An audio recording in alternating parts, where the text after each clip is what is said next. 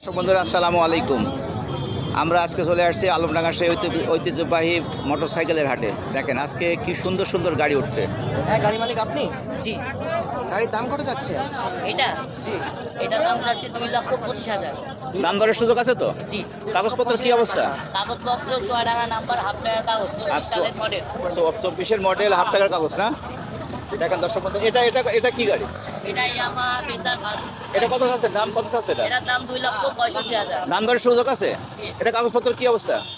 কাগজপত্র চুয়াডাঙ্গা নাম্বার, ফুল টায়ার কাগজ। ফুল টাকার কাগজ। দর্শক বন্ধুরা চাইলে আপনারা এই গাড়িগুলো দেখতে পারেন, নিতে পারেন। তোমার মোবাইল নাম্বার বলে দাও।